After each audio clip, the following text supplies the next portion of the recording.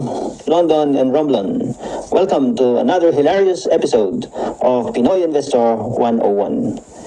Here we're going to talk about the dodgy dance of the stock market, a new investor's guide to not getting swallowed whole.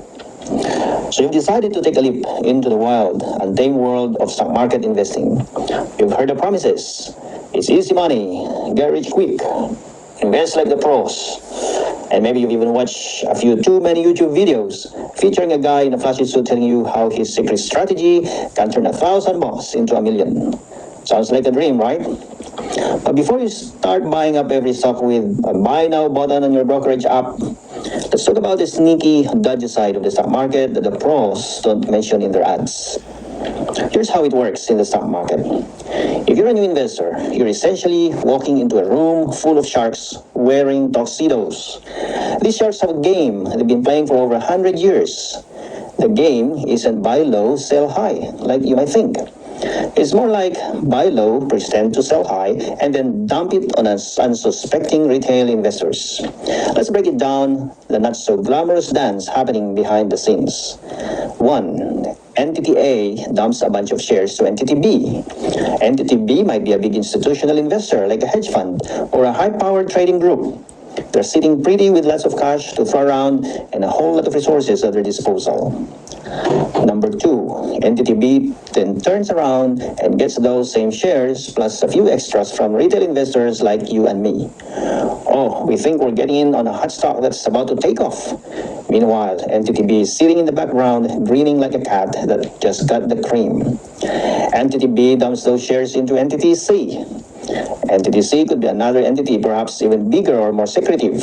You wouldn't know who they are unless you dug deep. And let's be honest, most of us don't have the time or energy to go full Sherlock Holmes on this stuff.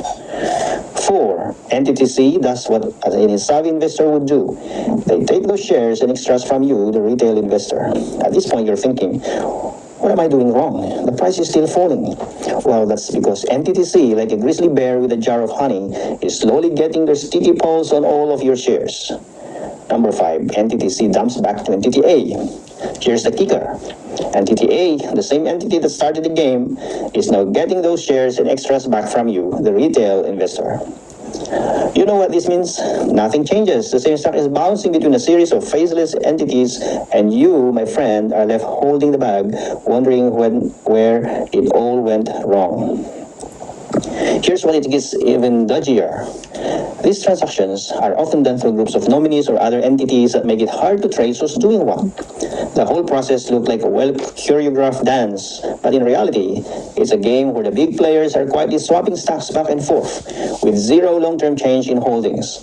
They've got your retail shares, and you've got, well, not much. The worst part? When a stock drops, it's a feeding frenzy.